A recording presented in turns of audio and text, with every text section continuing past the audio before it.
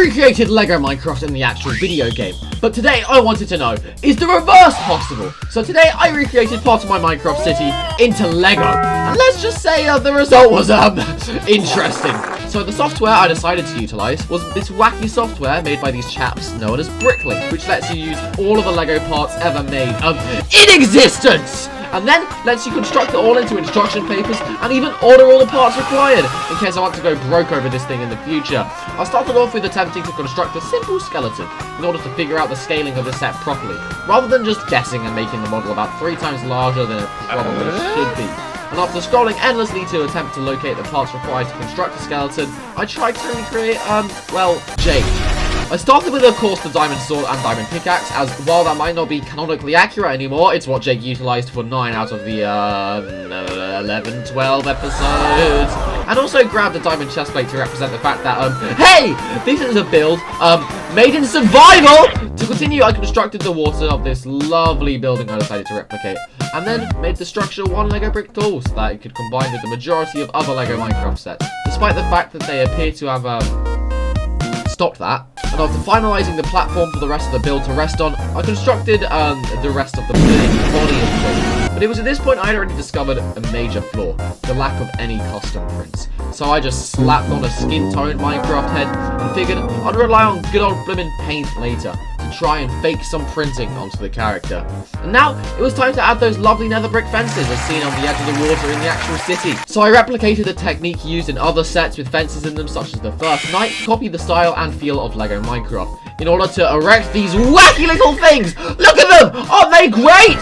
And now had to figure out the door. The problem with Lego Minecraft doors is that a lot of them seem to be only oak, whereas this one was spruce. So I wanted a way to represent that in Lego. I followed the basics of the door structure by using these hinge pieces to allow for the door to swing open and close if it was a real set, and then had the revelation. I could use these odd little chaps here to place bricks sideways to add more detail to make it look like a different door. Granted, it looks more like a dark oak door than it does a spruce door, but it gets the message across, right? So now it was time to start outlining the actual house itself. Thankfully, the house is mostly a cubic structure with this lovely little overhang bit, which its top is actually made out of spruce trapdoors, but for some reason I thought it was made out of unlit campfires. So here we are! And by the time I realised that, I had already finished the roof here and thought that it would look better leaving it as is. Oh, and how could I forget? The banners! Can't print a cookie pattern on them, however, and I was perfectly content with that. And then so now it was time for the walls. In Minecraft, they're pretty reasonably detailed. Detailed to a point that I probably wouldn't be able to represent in Lego. So I just settled on its main characteristics, i.e.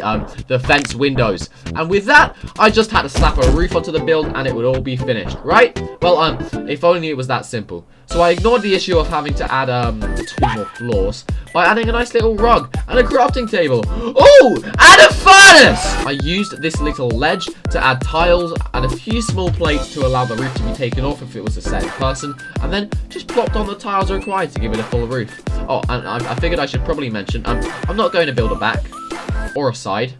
I figured I'd go in true Lego fashion and leave the build as a facade.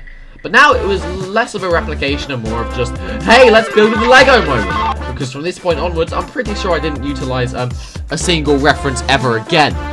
I literally just replicated the style by slapping on more fences, but enlarging them. Then taking this odd roof here, but tilting it. And then attaching these odd things here for extra details, because otherwise this wall up here would look super flat. I mean, it still kind of does.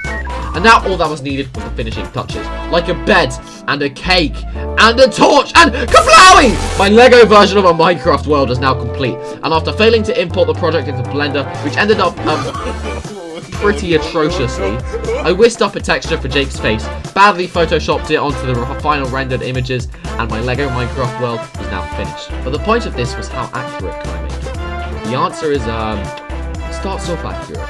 On the outside, you can tell what it's supposed to be and the environment it's supposed to be in. But as a replication of this specific building, well, let's just say the interior could use more work. But now, looking at the parts list, I reckon getting this in person as a centerpiece is going to make my wallet scream! Have a good one, chaps!